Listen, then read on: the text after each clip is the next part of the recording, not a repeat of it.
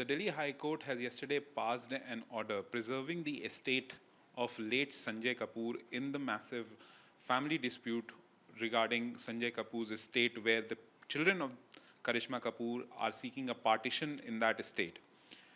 Today we are being joined by senior advocate Shyel, who will throw some light on as to what has happened in that judgment and how is that judgment significant in this entire case that is going on. Good afternoon, ma'am. Hi. Ma'am, the order has been passed where the court has directed that the state should be preserved till the matter reaches its conclusion and the trial takes place. The entire estate has to be preserved. How do you see this order that has come out from the Delhi High Court? I think it's a very routine order. These kind of orders are passed pretty much on the first day in most partition suits or cases where there is a challenge or competing claims to an estate.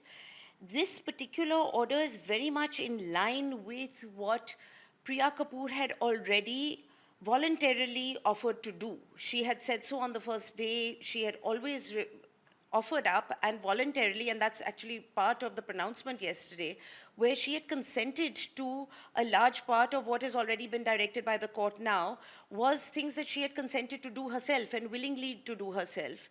And it's very much also in line with the way Priya has conducted affairs after Sanjay's passing, which is that she has very much protected the interests of the children, not just her son with Sanjay, but the children with Karisma as well.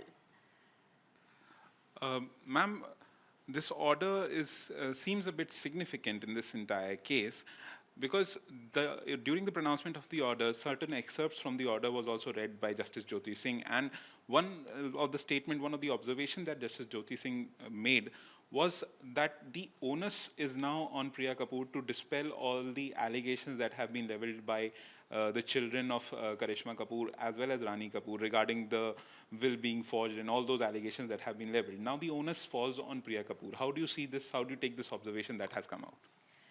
I would say that that's an observation that is a question of trial, and this particular will actually has a very, very strong digital footprint. It's almost it is an unimpeachable digital footprint.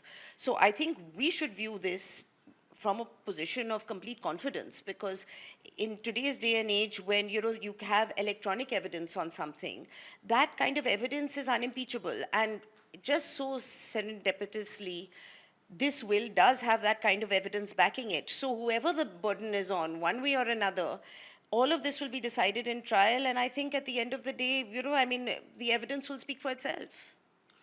Ma'am, one last question. There was one observation also by the Delhi High Court where they said that they have not interfered with any kind of real estate that lies beyond the jurisdiction of the Delhi High Court. Could you please elaborate on as to what that is? How does that affect this entire case? Well, the plaintiffs had attempted to ask for orders on status quo or restriction or a stay in dealing with immovable properties that are located outside of India. And there's very clear law on this, which is that properties lying outside of the jurisdiction could not be the subject matter of this kind of proceeding in India. And therefore, she has actually found in favor of the argument that was made on Priya's behalf that those particular properties could not be under any restriction or preservation orders of this particular court, and that is what she's found. So she's agreed with Priya on that.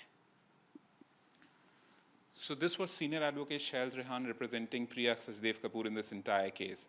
Now what happens in the court during the trial is a matter yet to be seen. This is Dipankar Malviya reporting for Times Now.